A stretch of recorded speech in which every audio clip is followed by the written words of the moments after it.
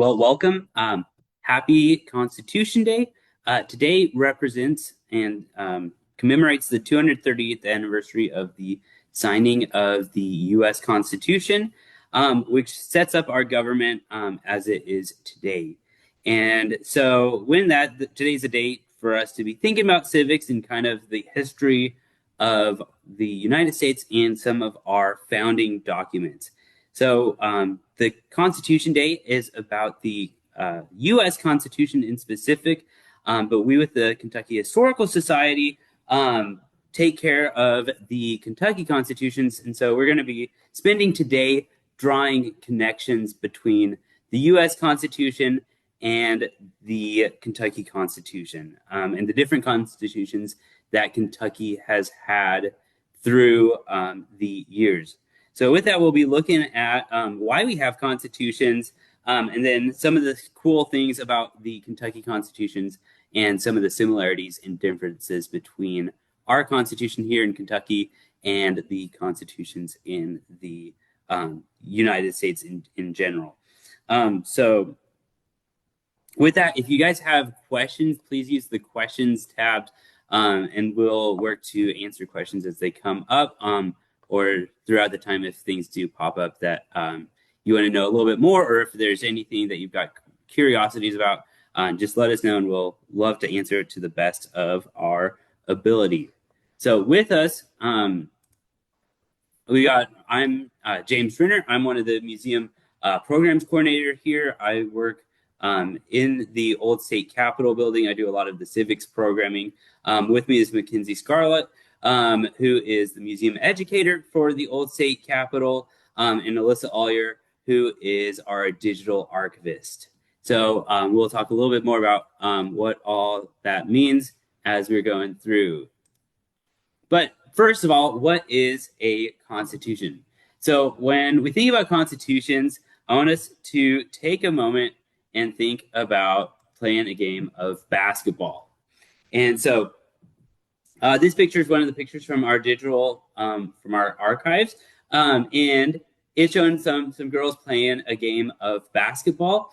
And so when we play basketball, you can't just grab any ball. You can't find any place and just play a game of basketball. And if anybody were to, when you do start playing a game of basketball, you have to have an agreed upon set of rules.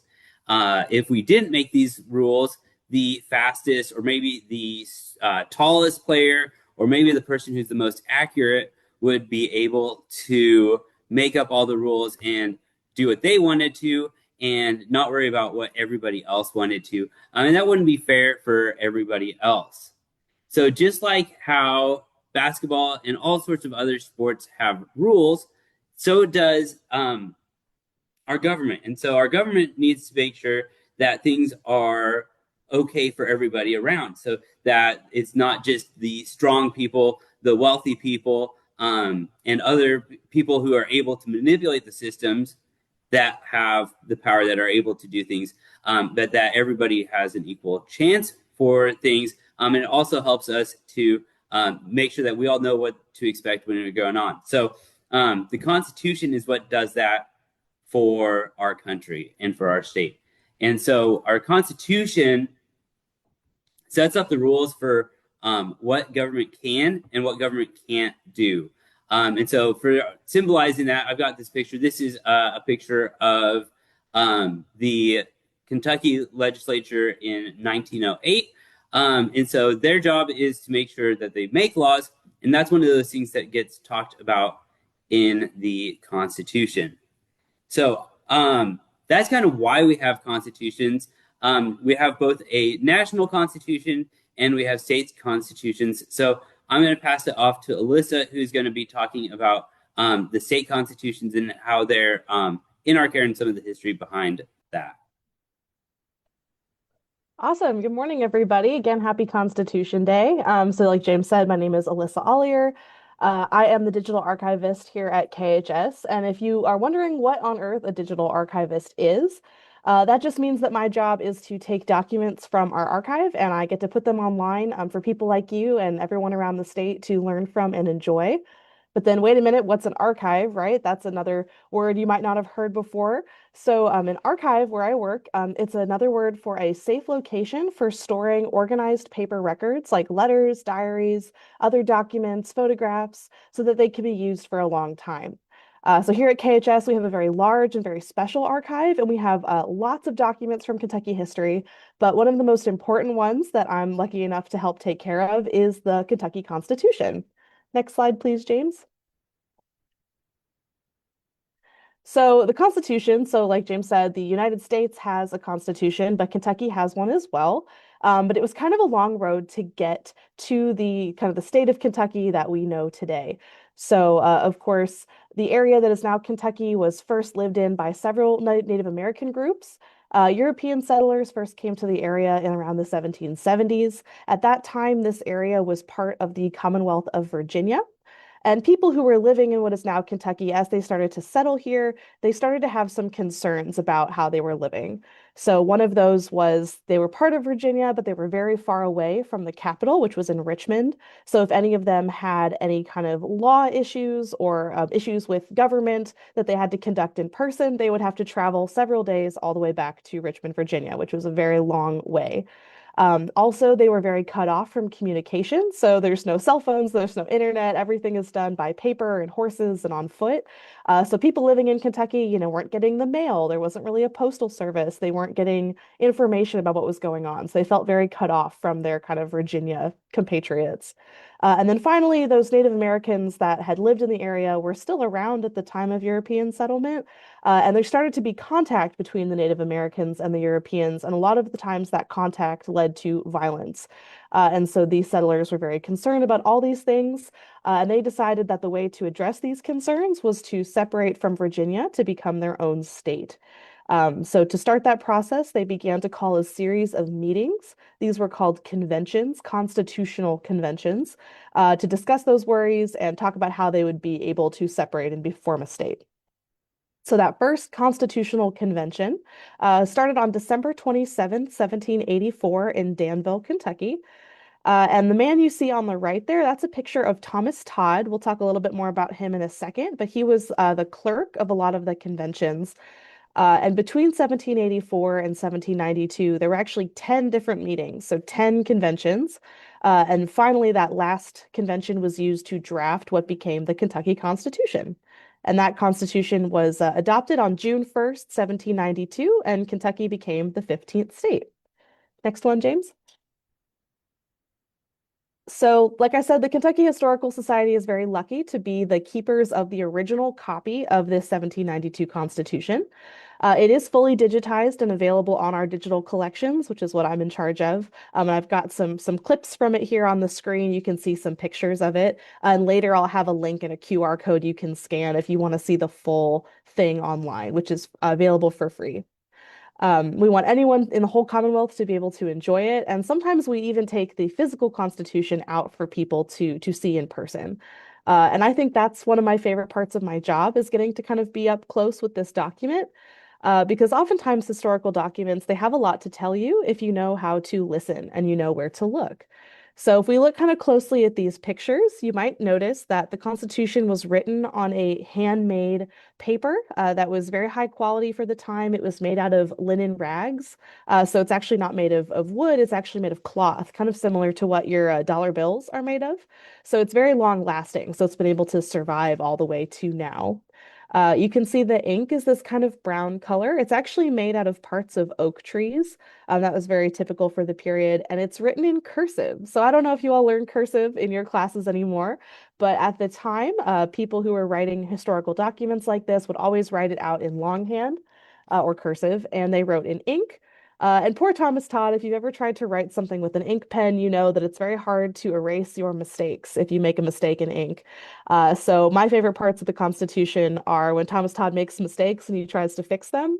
So you see sometimes he X's it out. Sometimes he even kind of inserts the words he forgot. So he makes a mistake in the very first line and he has to insert we the representatives, the people of the state of Kentucky into that first line. So it's a very human document. You really kind of get a sense for these people. They were real people. They were human beings who made this important document. And sometimes also you see there on the right, where people often handle the Constitution with kind of messy fingers. So you see kind of 200-year-old fingerprints, which I find very cool. Here's a pro tip from your friendly neighborhood archivist. If you ever do get to touch an old book or a document, just make sure you have clean, dry hands. Next slide, please. Speaking of taking care of the Constitution, so here you'll see a picture of a table with our whole Constitution collection set up. And I want to talk a little bit about how archivists like me and my team take care of a document as old and as unique as the Constitution. And so on the very far left, you'll see there's kind of a blue binder looking thing. That is our binding for the 1792 Constitution. So it looks like that because in 1992, to honor the state of Kentucky's bicentennial, so our 200th birthday, KHS was fortunate enough to have the Constitution professionally conserved. So a conservator is someone whose job is to stabilize documents to prevent further decay or damage from occurring. And when we conserved this document, we actually gave the Constitution a little bath. Its pages, that brown ink we talked about, is very acidic and it can eat the paper. And so we gave it a special little wash to take that acid out. And then also put all the pages in a special plastic that keeps light out and keeps fingerprints off those pages. So all of that will let those pages last for a very long time. And then we put it in this special binder so we can display it on a stand like you see here, or potentially put it on exhibit. When it's not on display, our Constitution is kept in our secure archival storage area with our other archive. And that is very tightly controlled. We keep the light levels, the humidity, the temperature at very specific settings to keep everything in there nice and safe. And that way we can continue to enjoy these documents for many generations. Next slide. So on the previous slide, you saw that we had that big table with the whole collection. So we haven't just had one constitution in our history in Kentucky, we've actually had four. So over the years, as Kentucky grew and changed, we realized that things needed to be added or changed or taken away from our constitution. And we needed to kind of modify it to reflect changing priorities from Kentucky and its people. But the process to actually change the Constitution is very difficult and kind of complex. And so the framers of the Constitution knew that to change it, you sometimes would have to just write a whole new Constitution. And they intended that. They said, you know, the 1792 Constitution, it's an experiment. So within 10 years, let's take another look and try again. So that resulted in the 1799 Constitution. And then we did that two more times in 1850 and then 1891. So the 1891 Constitution on the far right there with the gold star, that is the Constitution that we are still governed by today in Kentucky.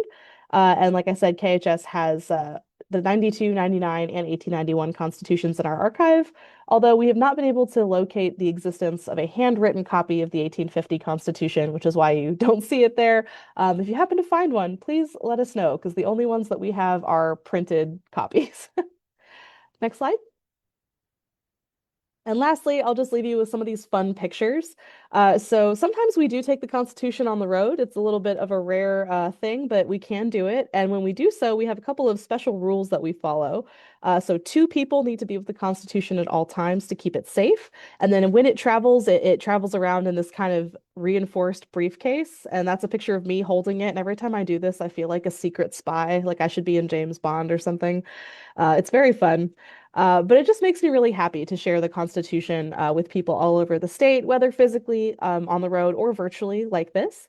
And I just want to close by saying that this Constitution of Kentucky, it belongs to you and everybody around the state. And I hope you've enjoyed learning a little bit more about it with me today. Now I'm going to hand it over to Mackenzie, and she's going to draw some of those connections for us between the Kentucky Constitution and the United States Constitution. Thanks. Thank you, Alyssa, and happy Constitution Day, everyone that is watching. So the Constitution, it helps us understand the way our government is separated. So in the United States, we have three branches of government. You can see those laid out here on this diagram that we have. And the Constitution provides separation for these three branches of government. So, but each one of them overlaps kind of into each other so that they can work together as well and be able to write laws and be able to enforce those laws and also be able to make sure that those laws are following the Constitution. Everything goes back to our Constitution and making sure that it aligns with it. So we can see over here that this first column is the legislative branch, and the legislative branch is where our Congress is. And in Congress, there are two separate sections, and we can see how it goes down. We have Congress, and then underneath Congress, we have the Senate and the House of Representatives. So these people are called legislators, and the legislators, they make the laws for our country. And then in the middle of that diagram, we have the executive branch. And in our executive branch, that is where the president works. And he has a vice president and a cabinet. And so all of those people will work in the executive branch, and they make sure that the laws are being carried out and are being enforced the way that they are supposed to be in the country. And then our last section over here is the judicial branch. And the judicial branch houses our Supreme Court and other federal courts. And they are the ones who interpret our laws to make sure that they follow what the Constitution says they are supposed to do. And our Kentucky government is set up the very same way as this one. The only difference is that we don't have what we call a Congress. We call it General Assembly, but it is the same thing as a Congress. We have a Senate and we have a House of Representatives. And in our executive branch, very similar to the president, but we have a governor. So a governor is the person who leads our state, and they have a lieutenant governor, which is basically their vice president. And then the judicial branch is very much the same. We have a Supreme Court in Kentucky, and we have little smaller district courts as well that work in that section as well. So James, will you go on to the next slide, please? Also in our constitutions, we have introductions, basically, is what a preamble is. So a preamble to a constitution is the very beginning of the Constitution. It is an introduction to the document. And right here we have the United States Constitution and the preamble. So it says, "We, the people of the United States, in order to form a more perfect union, establish justice, ensure domestic tranquility, provide for the common defense, promote the general welfare, and secure the blessings of liberty to ourselves and our posterity, do ordain and establish this Constitution for the United States of America."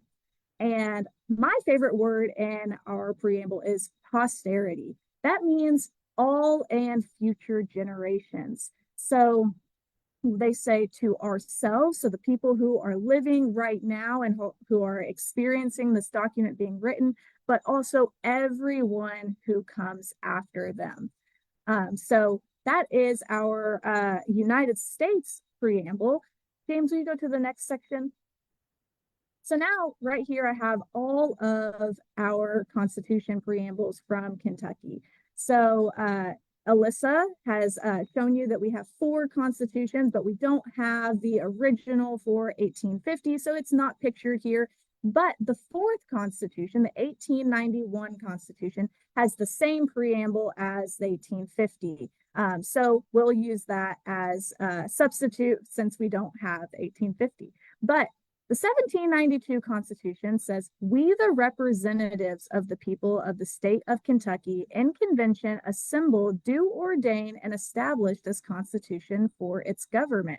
So thinking about that preamble versus the one that I just read you from the United States Constitution, I want you to kind of think about what are some things that you're noticing are similar or different about these preambles from the 1792 versus the United States Constitution.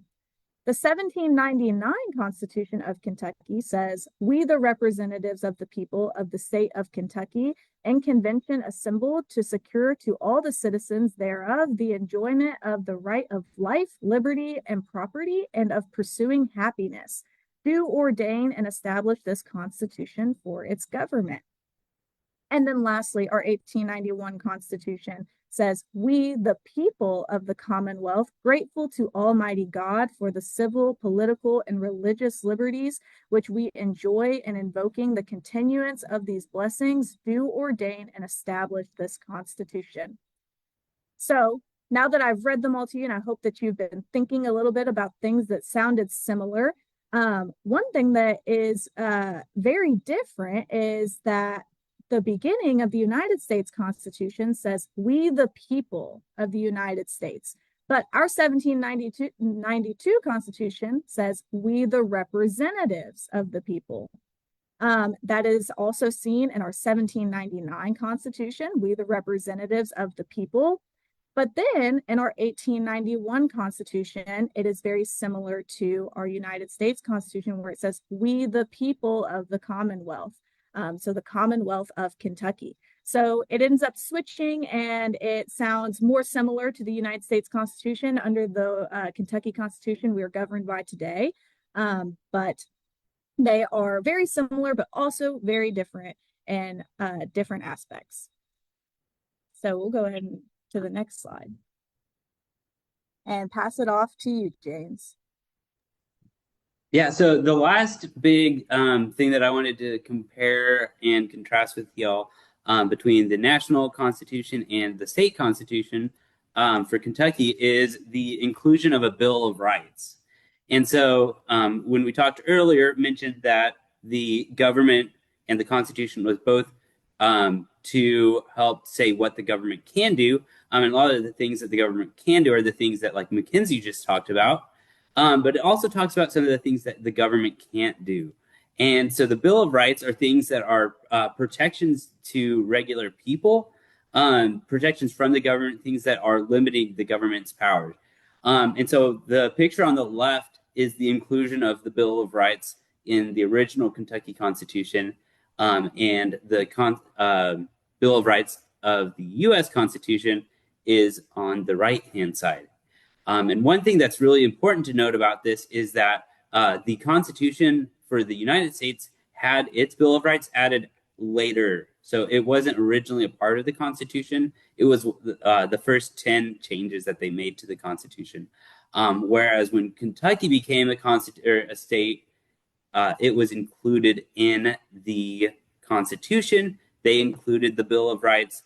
And some of these things are similar. Some of them are different. There's a lot more articles in the Bill of Rights for Kentucky than the national government, but it includes things like freedom of speech, freedom of religion, the right to a trial. But one of the differences is that like Kentucky's also includes a part of it that talks about there's no debtor's prison. So you can't be thrown in jail if you owe other people money. And so that was something that was included in Kentucky's, but not in the national government's one.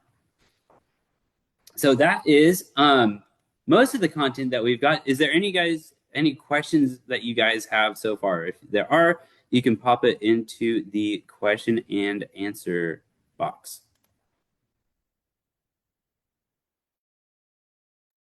And while you're thinking about your questions, I'll just pop in to say, so if you scan that QR code that's on your screen right now, that is going to take you straight to that 1792 Constitution in our digital collections. And then the other constitutions we have in our collections are also freely available there. And that's just www.kyhistory.com if you want to go there directly. And feel free to explore any of the other material we have there. We have thousands of items from postcards to manuscripts to all kinds of things. And all of our material, including the constitutions, are freely available for educators and students to use. So you don't have to request any special permission. Just feel free to use any of this stuff for your lessons.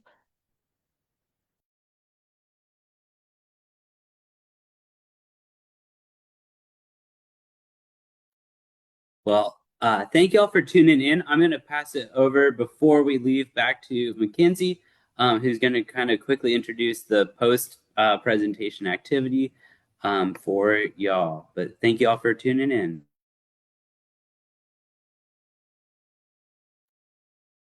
So for you all to kind of understand a little bit about your role in our government and how you can have an impact on different things happening in your community or for our state or at home, you're going to get to write a citizenship letter. And a citizenship letter, like we kind of can see on this diagram right here, we're going to write this as if we're writing a letter to someone. So if you've ever written a letter, you have to start with saying, dear person that I'm writing to. So here you could be writing to your teacher, to your mom or your dad, or to your mayor of your city. And you always want to make sure that you include the date on there as well. And you're going to write something about how you're going to be a good citizen. So you'll say, I will be a good citizen in the community, at home, or the classroom by doing these three things. And you're going to give three examples of what you could do to be a good citizen. And then you're going to make sure that you sign it at the end so everyone who's reading it knows that this is your letter. And we do this because it is really important that you take an active role in your community to do something to make it better. We live in a democracy, so everyone has to work together to make sure that things are getting done, and every person has an obligation to be able to help their community in some way. So that is our activity that you all will get to do after this presentation. And we also do have some questions. So I will stop sharing this screen and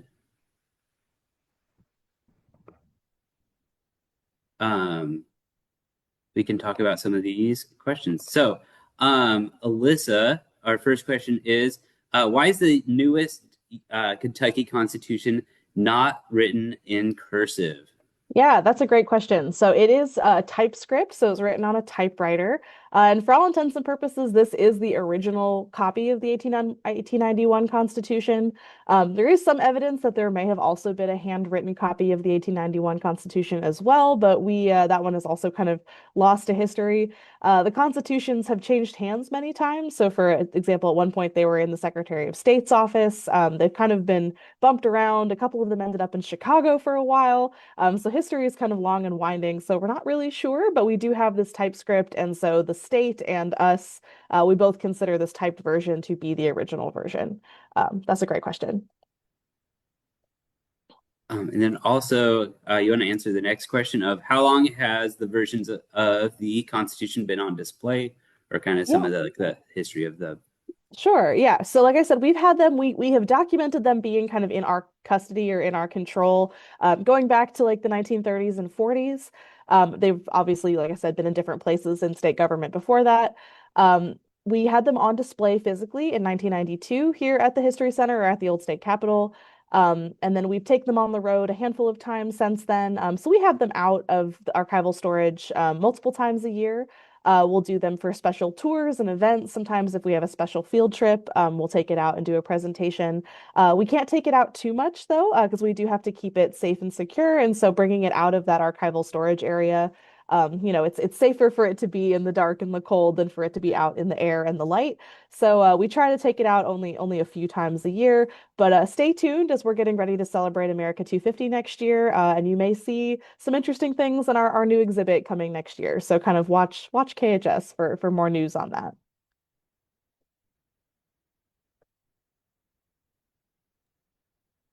So another question, which I can answer, is a little bit of the combining some of the thoughts on the Bill of Rights. Talking more about the Bill of Rights, but then also looking at why one of the classes asked, why did the government disagree with Kentucky when they said that if they owe money, they would not go to debtor's jail? So the Bill of Rights are a list of rights that people have that are protections from the government. And there's a lot of debate about whether or not a Bill of Rights was even needed with the U.S. Constitution, which was why it wasn't initially included. But everybody said this is something that is important. We need to make sure that we have these protections because the U.S. government, they had just gotten independent from being ruled by a king who had absolute power. And so they wanted to make sure that they had protections from that government. And so they wanted to make sure that people knew those rights. And one of the things that was tricky is to figure out what is all the rights that everybody has. And so there's no way to list every single right that people have. And so each of these states that have Bill of Rights have different things in their Bill of Rights. And it's not necessarily that the national government disagreed with Kentucky about the fact that they should not have a debtor's prison, but more that the national government was set to look at things on a larger scale. And so when they're looking at things on the national level, what's important, what's not. But then there's also one of the Bill of Rights is basically says that this isn't a complete list of rights. So they didn't want the first 10 amendments to the Constitution, the first 10 changes, to be the only changes, the only rights that people could say that they had, because there were things that they were sure they'd forget. And so they wanted to make sure that they got all that stuff squared away. And we'll do one final question. And so this one was that one of the people wanted to know how you ended up working these jobs. So Mackenzie, do you want to start with that? Yeah, so I went to college and I studied history when I was in college. And when I graduated, I knew that I wanted to work in public history. So I wanted to be able to talk to the public, so people like you, students, and other general audiences, the people of Kentucky, really. And so I knew that I wanted to work for the Kentucky Historical Society since we are the keepers of Kentucky history, and we get to engage with the public every day, and get to share these stories of Kentucky. And then my trajectory is a little bit similar. So I also went to college and I studied history and English, amongst other things. But then I went and got a master's degree in library science. So a lot of librarians and archivists will have a Master of Library Science. And then my specialization was in archives. And I've had a lot of fun getting to adapt my experience to this kind of digital world that we live in. So my passion is always going to be for the physical archives, but it's fun to use all these new technologies to bring those archival material to other people. And I had come to museum stuff a little bit of a roundabout way. I taught for a couple of years. And as I was thinking about teaching, I really like museums and really liked to see everything that was going on, and thought that it would be a very fun way to get to continue teaching and sharing specific stories about different places. So getting to share that and share my love of history with everybody that I can share it with. So thank you all for stopping by. Hope you guys have a great rest of your day and a great Constitution Day. Yep, we'll see you all later.